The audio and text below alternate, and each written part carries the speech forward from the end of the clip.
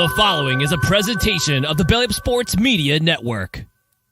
Let me just say, after Vera distorting the belt to proclaim me the real world champion, I'm going to tell you all, with a tear in my eye, this is the greatest moment in my life. When you walk around this world and you tell everybody you're number one, the only way you get to stay number one is to be number one.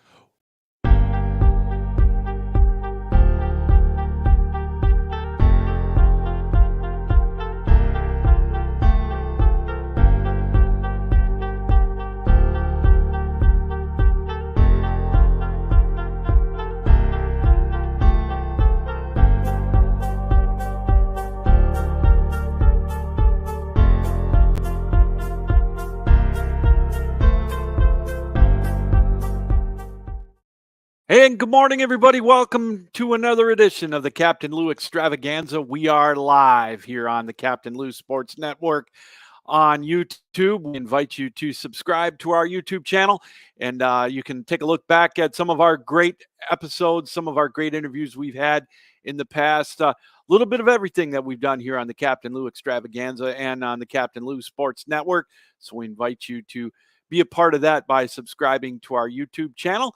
It is Wednesday, June the 21st, 2023. Hope everybody's having a great morning. This is a Pro Wrestling Wednesday, we like to call it. We're going to get back into the pro wrestling groove. As those of you that know me know that I've that's kind of my guilty pleasure, something that I've really enjoyed for, I've told stories. For over 50 years now, I've been a pro wrestling fan, and we've had some great guests along the line in the pro wrestling world, and we've got another fantastic one here. I had an opportunity to talk with Sean Oliver. He is the host of the Click This podcast on YouTube. He hosts that along with Kevin Nash. He's also a best-selling New York Times author. He has a new book coming up next month, July the 25th, called Todd is God. And that's talking about the world of ECW. And he's also written a lot of other great wrestling books. You can look at those and order those at SeanOliverbooks.com. So we had a chance to talk to him last Friday, and I'm going to play that interview with you here momentarily. So for those of you that like pro wrestling, Wednesdays is going to be your day here on the Captain Lou Extravaganza. We're going to devote our Wednesdays to Pro Wrestling Wednesday. Get back into the groove with that. We've got the Money in the Bank pay-per-view coming up in about 9 days, I believe it is, or 10 days. We'll talk more in depth about that next week. But a chance to kind of relive some past days in pro wrestling with Sean Oliver, talking about the legacy of the Iron Sheik. He's got a couple of great stories.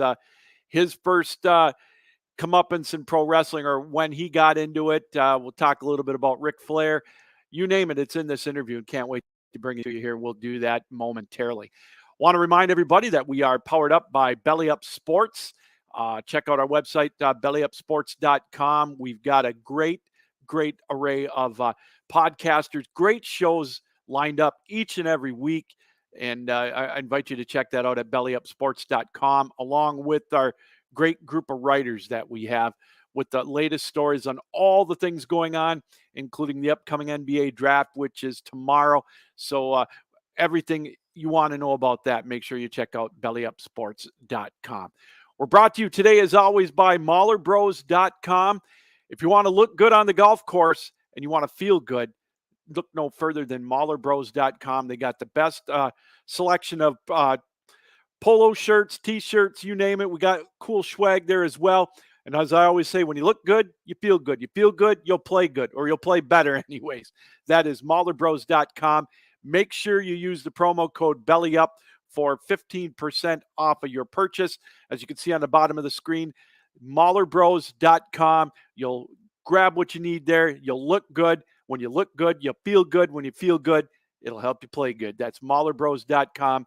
Make sure you use the promo code BELLYUP. And also, we're brought to you by Javi Coffee, the best and instant coffee around. It's better than pods. It tastes better than gourmet coffee. You take 1 or 2 teaspoons or whatever it is, however strong you want it, iced coffee or hot coffee. And they've got some of the flavors, including regular, decaf, salted caramel, French vanilla, that's my favorite. That's javicoffee.com, and use the promo code Captain Lou for 15% off of your purchase. That is javicoffee.com. Well, as promised, we had an opportunity on Friday to sit down and talk to a person behind the scenes in pro wrestling. He's been working with the pro wrestlers for a lot of years. He's written some great books, as we said at the top of the show, including out in July. It's called Todd is God, story behind the ECW franchise back in the 90s. Sean Oliver, also the host of the Click This podcast here or on YouTube as well with Kevin Nash. Let's take a listen to that interview we had last Friday as Sean sat down with us and we talked a little bit about his world or his background in the pro wrestling world. I hope you'll enjoy it.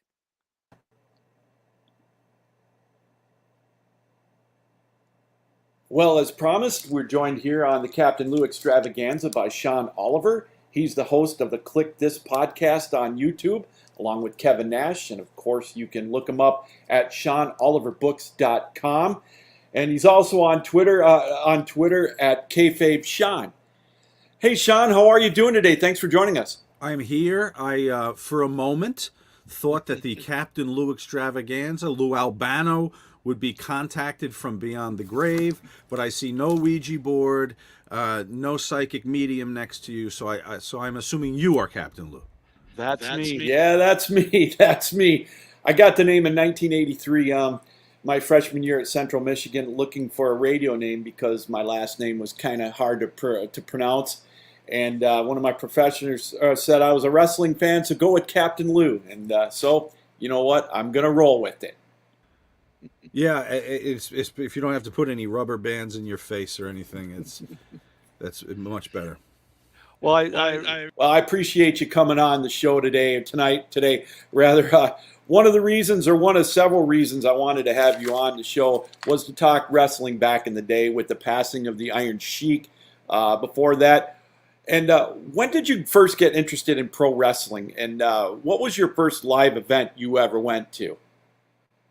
The first time I saw pro wrestling on a television set, it was a large black and white set at my friend Timmy's house, and Timmy had four older brothers.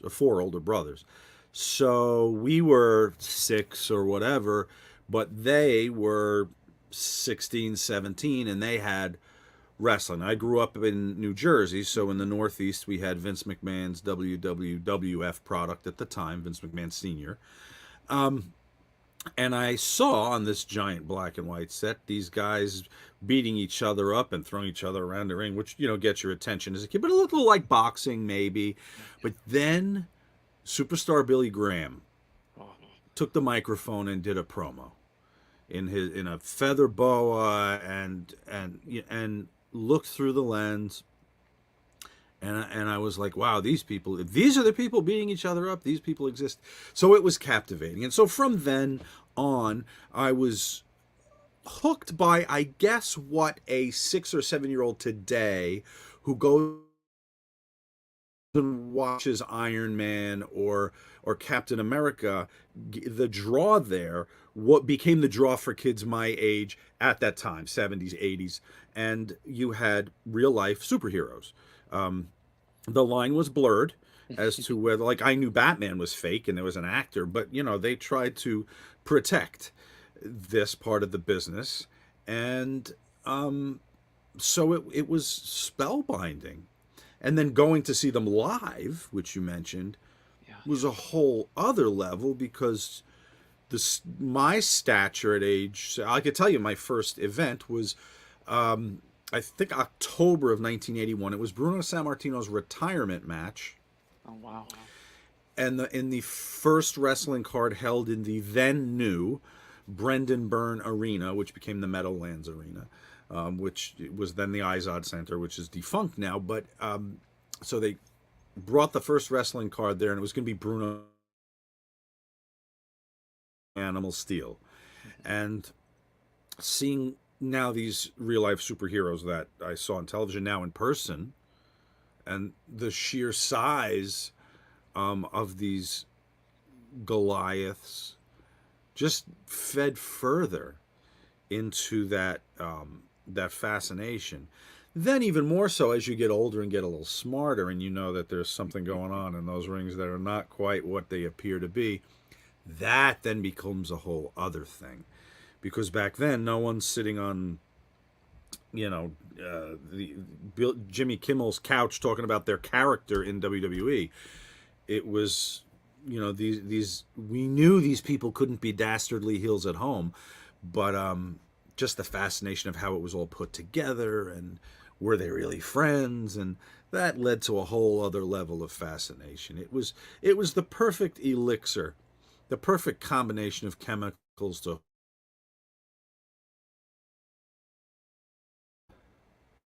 Well, that's what kind of did it for me too. Yeah, I remember what my first match was, 1972 in Marquette, Michigan. Yeah. So Pompero Firpo versus the Sheik. You saw the Sheik, didn't you? No?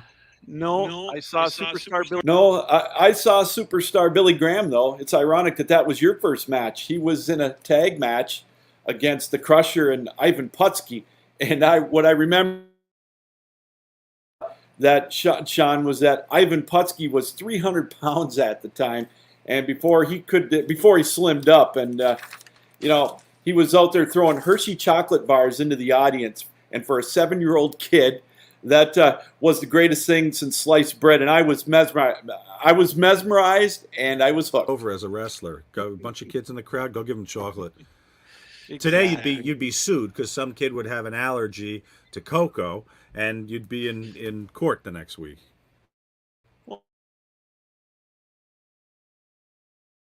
When you saw your first match in '81, that was about just about when the Sheik was.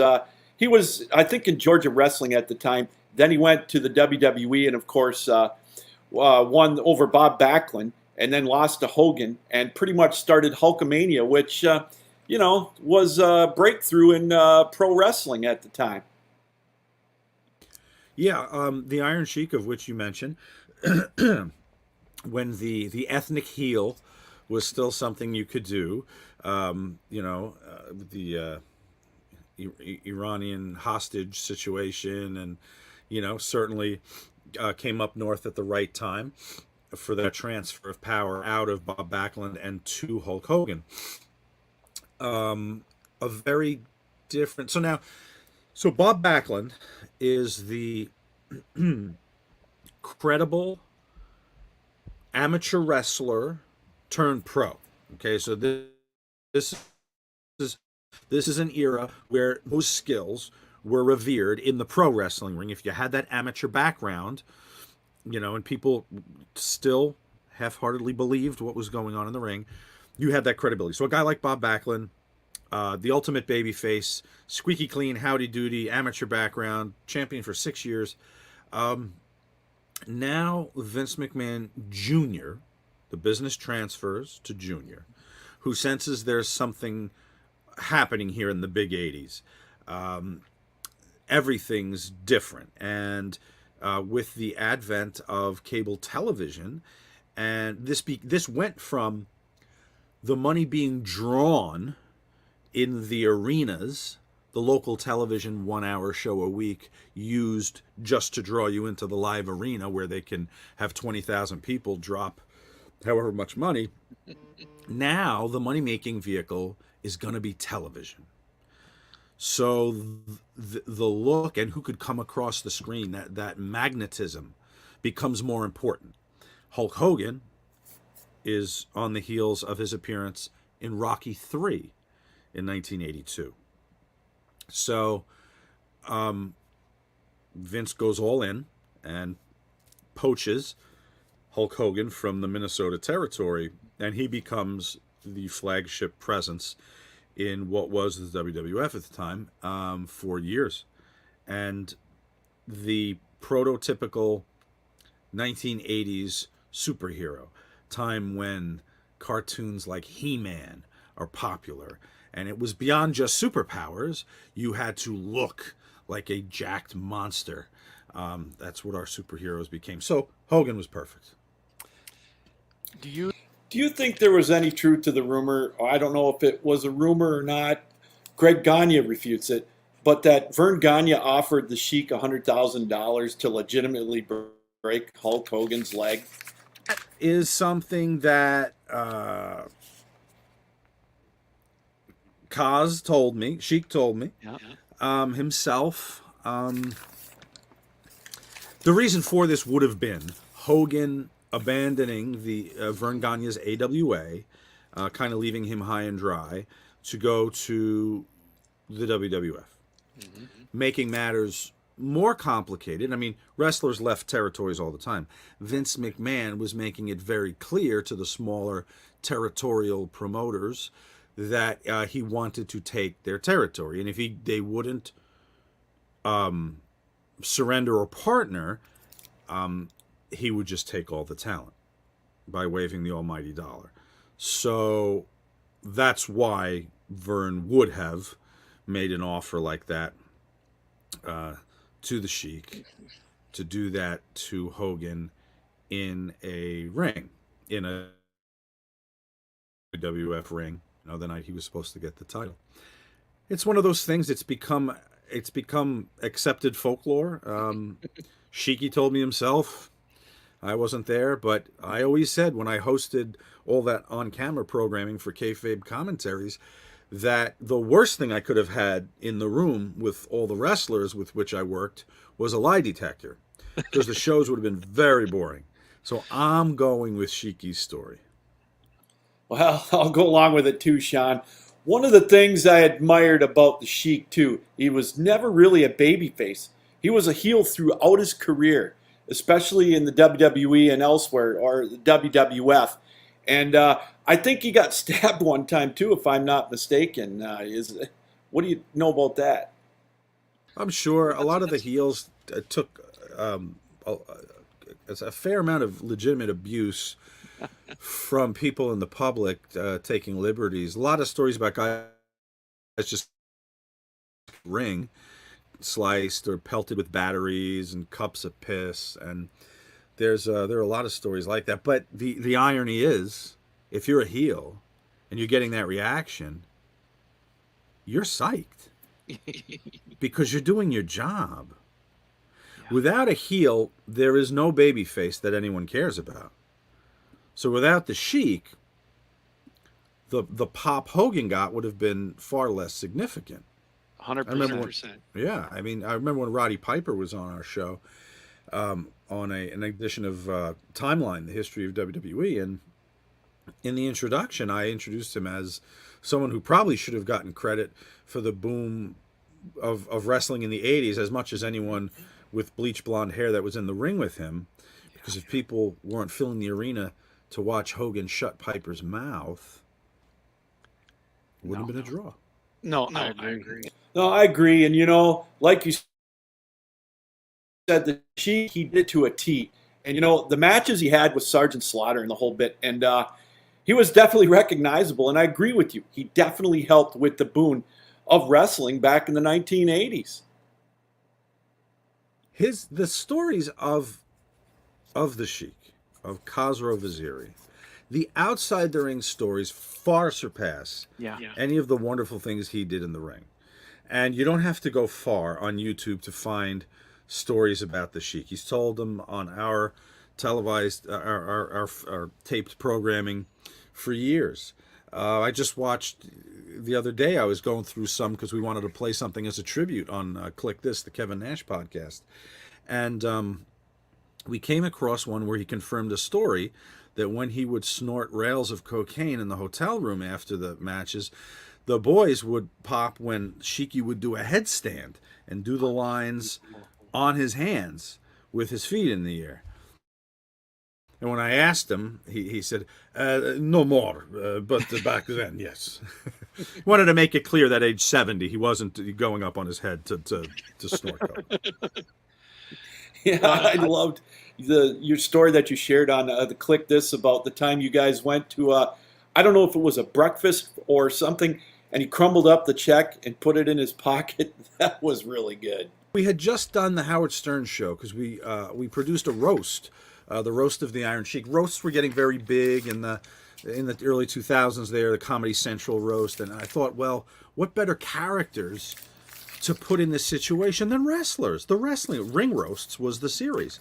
So we did the first one with the Iron Sheik, and after the DVD came out, we went up to Stern and went on the air and plugged it. And so afterwards, we go to breakfast at the 4-Star Diner in Union City, New Jersey, and we sit down, we're eating, and everyone, the Sheik is very recognizable. So, he's waving. The people would come over, he'd sign a picture and hand it, and the waitress brings the check. Now, I take out my card because I'm prepared. This is my DVD, so, of course, I'm going to cover the bill. So it's me, him, and Sheiky's manager, Eric Sims. And he takes the check and he crumbles it and puts it in his pocket. I said, well, Kaz, they're going to write you another check. Columbo doesn't have to solve this mystery when the check isn't here that, So he said, no, Baba, don't worry, Baba, don't worry, Baba. So we go to leave. He stands. I'm still concerned that there's no check because I'm not in the wrestling world. I don't realize what's going on now. So I'm like, oh, there's no check. I'm going to get to the counter. It's a diner. We're walking to the counter. I'm going to have to pay something. They can't make up an arbitrary figure. I need the check. Or she's got to write another check. So this is all internal. Sheiky's walking through. Everyone's clapping as he leaves. He goes up to the owner, who's standing at the register. He embraces the owner. With the other hand, he pushes me through the double doors.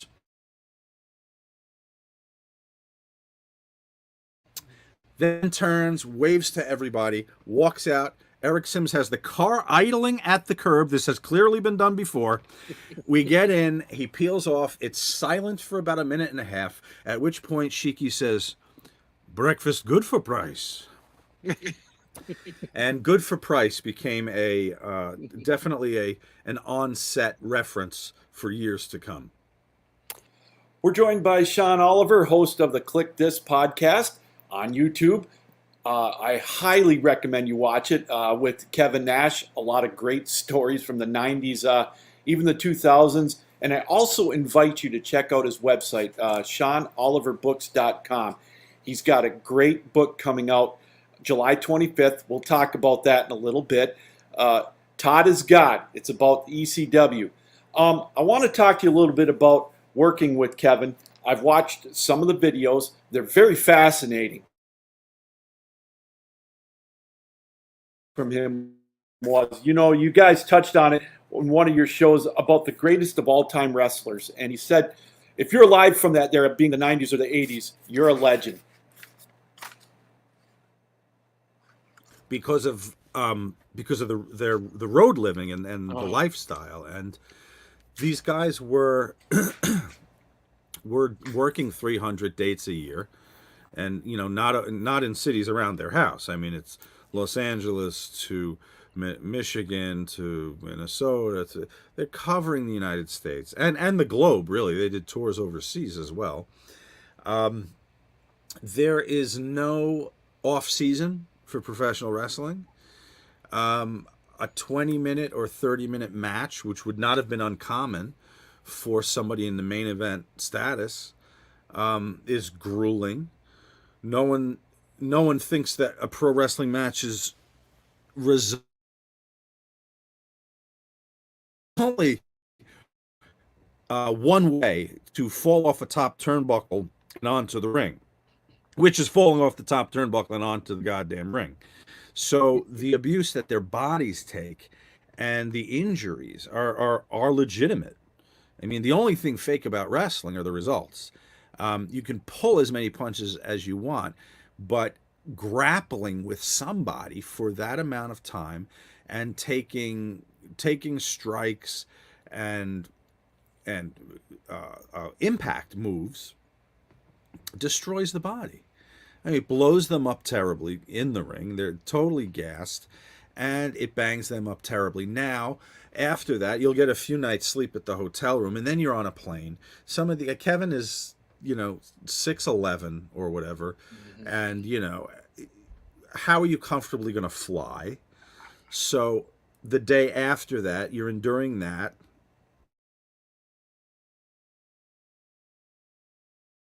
Off season, it's constant all the time. If you're working at the top of the card like that, even if you're working at the middle of the card, it was constant also.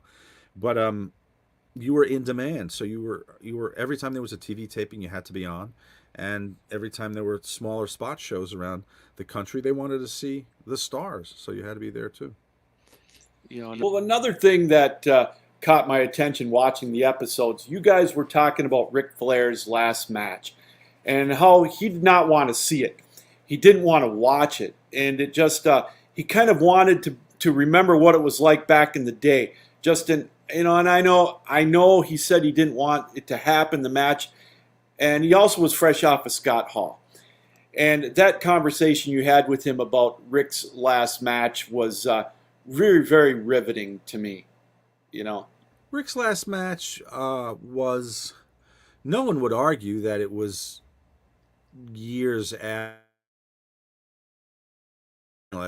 He had his first last match against Shawn Michaels at WrestleMania, which was an entertaining last match and significant. And listen, Rick was one of the biggest names in wrestling, and it's hard to get off that stage. Don Rickles could waddle out and do jokes into his 80s. You can't if it's professional wrestling that you're talking about. So there comes a time where you have to bid farewell to that stage as a performer. Rick was great on the microphone, as great on the microphone as he was in the ring, maybe even better, as a draw, and and it's hard to say goodbye. So for that final payday, you know, we all need money, and we all probably would enjoy the accolades that Rick got that night, and in the days leading up to it, and the big promoted event and the roast of Rick and all these things, and it's addictive. It's addictive, and maybe it overtakes the logic that maybe one should have that, goddamn, I'm not gonna wrestle again if I can't pull off something entertaining. But he did, and I heard criticism of it, but I also heard people who didn't get to see Ric Flair ever, who got to go see Ric Flair. Certainly a reduced version thereof, but they got their chance to see Rick in person. So maybe it was valid just for that. Who the hell am I to judge? Well, I haven't been in a ring in my life. I mean, they're going to have to drag me out of a press box doing play-by-play for football when I'm 90, if I'm lucky enough to be there. And I'm sure you're in the same situation with your books, you know, with your shows, writing your books and doing your shows. It's what you love to do, you know? When you find, I always said that creativity and the need to create is not something you do, it's something you are. It is your oxygen, and so I do need to create. So if it's not working on a book, or of course the podcast has its share of creativity. In between reading ads for dick pills, we can have some creativity.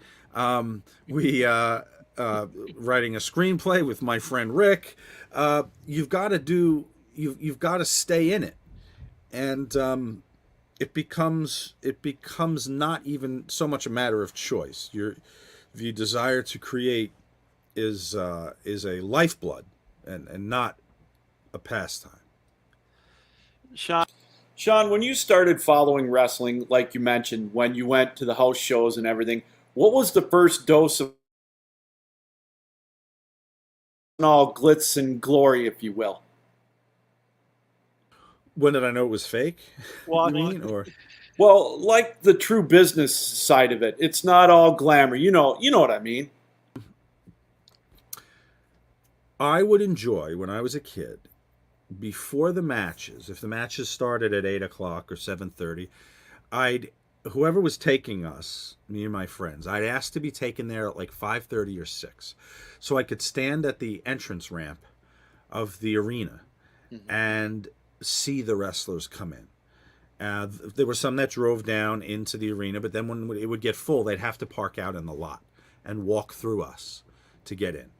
So that was by far my favorite part of the night. There were times I didn't have tickets to the matches, but I asked my father to drive us out there for 2 hours just so we could stand outside before they started, so I could see them come in as people, right? See, Pedro Morales having a hard time getting the emergency brake to stick, or when no one's around and Cowboy Bob Orton is coming in and I'm asking for an autograph and he's trying to ignore me, and my wise ass little 12-year-old self goes, Bob, nobody's here. Come on. Nobody's going to see it. And he stops and he laughs and he takes it and he signs it. Did he have his cast? Did he have his cast on?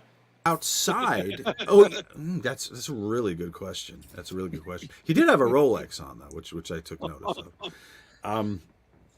So I loved that, to see the humanity in these guys when they were away from the ring. And I'm trying to think of some other events like that outside.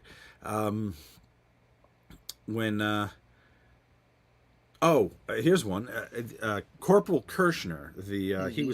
He was going to be kind of like an offshoot of Sergeant Slaughter when Slaughter wasn't working there anymore. Carried the USA and the Army fatigues, and he was, of course, feuding with the Iron Sheik and Nikolai Volkov. So he pulls up in his rental car and he's waiting for the lot attendant to open the gate so he can drive down under the arena and park. There's somebody in the passenger seat with him with a towel over his head. So he's completely hidden. He's just got a towel over the head. But he has a very distinct teal turquoise shirt on. So they drive down, and I know everyone's looking. We can't see who it is. Half hour later, the Iron Sheik in a teal turquoise shirt comes up to tell the guard he's waiting for a friend, and if the friend shows up, please send him down. Waves to the fans and goes down. And I said, that was it. Sheik was in the car. They're fighting tonight. He was in the car with Corporal Kirshner. So seeing all those little moments like that were very fun. Not probably quite as bad as when he got busted with Hacksaw Jim Duggan for crack. Right around that time, yeah. I talked with both him and Hacksaw in a separate show about that famous stop on the New Jersey Parkway where they were, I think they were spotted for maybe drinking a beer. Sheik did that straight through. I mean, when I was in the car with him going over to Stern, he's got the beers going.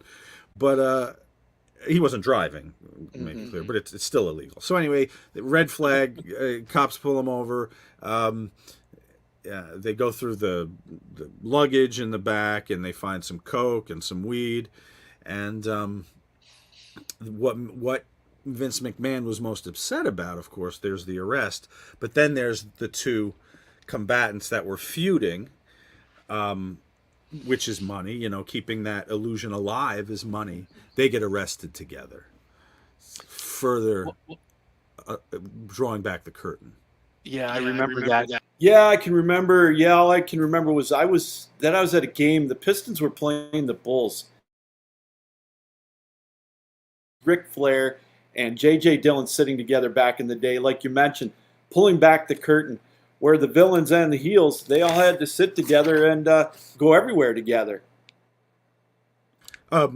Prior to the 80s, when the entertainment side of things started to become a little more obvious to us, I still can't believe there was a time when it wasn't, when people sat there and believed it, but there was. And in those times, 70s, 60s, you had two separate dressing rooms. You had your heel and your babyface dressing room. And your referee or your promoter or booker were the ones who carried the messages back and forth as to who was going to win said match in a certain amount of time and how it was going to happen. The wrestlers didn't talk to themselves because they were...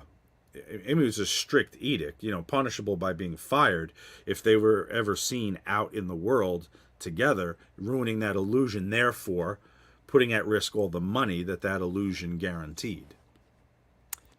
We're joined for a few more moments by Sean Oliver.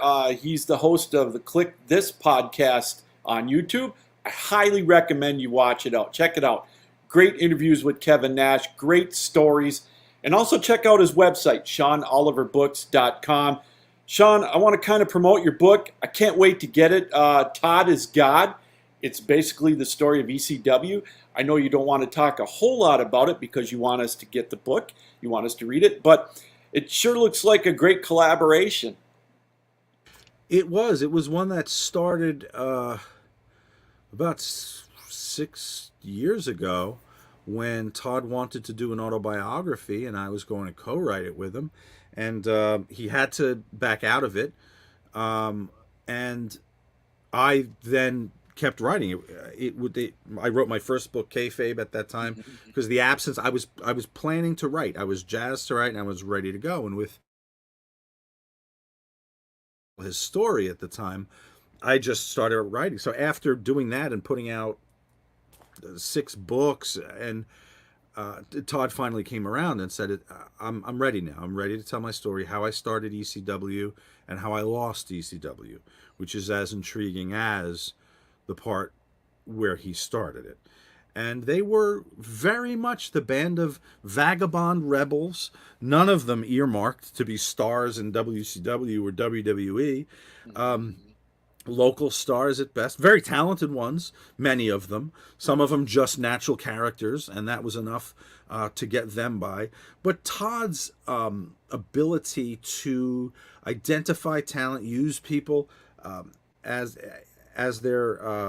much of themselves, draw much of themselves out of it, and not so much just character, and then the locale. It was the perfect storm. It was the right time for it.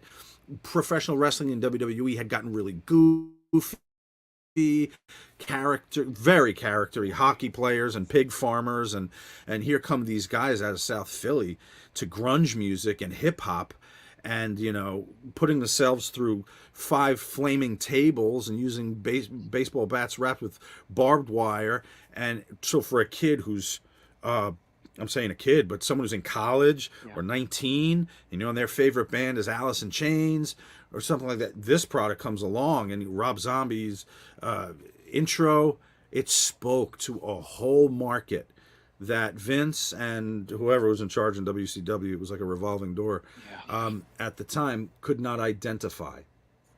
And that was the answer, and that ignited the flame in the 90s. And then eventually WWE jumped on board, and their stuff got real edgy and sexual, and they called their phase the Attitude Era, after adopting much of what ECW was doing. So it was a movement. The fans were in arenas. When a table is slid from under the ring and set up for somebody to be put through, or someone's bleeding excessively, the chant of ECW rings out, and the chant of Todd is God used to ring out, because the fans of ECW was smart enough to know who brought that there. And Todd partnered with his booker, Paul Heyman, to further the product. And it was the right time, it was the right product, it was the right group of guys, it was the right city, everything worked. And ECW, though it was really only in its purest form here for about 7 or 8 years, it made such a splash that it's talked about today, and its impact cannot be ignored or denied. And Todd is God shows you how all that came to be and how all of it was lost.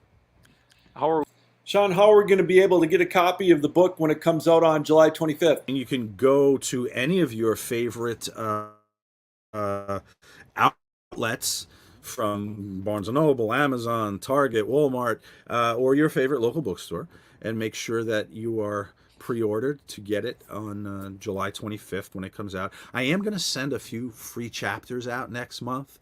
If anyone would like to sign up for my mailing list at SeanOliverbooks.com, just scroll down, put your email address there, and I'll get you a couple of chapters. If you're not sold on it yet, you will be after you read a couple of chapters next month. Sean, what do you think of pro wrestling today as opposed to 20 or 30 years ago? I know it's a different animal. There's AEW. There's more high-risk spots than ever before. What do you think about it? What are your feelings about it? You do have more high-risk spots, and I would venture to say that, as an average, the roster now is more athletic than the roster was in 1978. Look no further than maybe the Samoans or King Kong Bundy to confirm that. But in trading that athleticism, what it cost them was believability and the emotional investment in the storyline. Nobody believes anything anymore. the crowd noise is a reaction to spectacle, like you might give at the circus or at Cirque du Soleil. It is not the crowd noise you would hear at a Tyson Holyfield fight in the 90s, which is what it used to be back in the 70s, 60s, and before. Well, Sean, this has been a lot of fun. I really appreciate you taking time out to be with us. I enjoy all your work you do. Keep it up. Keep up the great work, and I look forward to talking to you possibly again down the road. Time. I'm going to say something I never thought I'd say. Thank you, Captain Lou. It's been fun spending time with you. I appreciate it. That, of course, is Sean Oliver. SeanOliverBooks.com. He is the host of the Click This podcast with Kevin Nash. Check it out on YouTube. I highly recommend that, as I mentioned on the show or on the interview. They've got some great insight. If you like pro wrestling, if you're a historian, if you like the history of it back in the 80s and the 90s, even today, Kevin doesn't hold any punches, and he's very, very even keeled about it. And he tells a lot of great stories, and Sean is a great storyteller as well. He's been around the business a long time, as you could see. Great stories about the Iron Sheik, and again, Ric Flair's last match. Really, really blessed to be able to have Sean with us on the show. If there's part of the interview you missed, again, it's available on our YouTube channel, which is the Captain Lou Sports Network. And also, we will have this downloaded on podcast form in a couple of hours this afternoon. So I invite you to take a listen back to that and any of our other shows that we've got on podcast form, wherever you find your podcast, Spotify, you name it. That is the Captain Lou Extravaganza. So thank you to Sean Oliver for taking time out to be with us. A great interview with him. Really, really enjoyed it.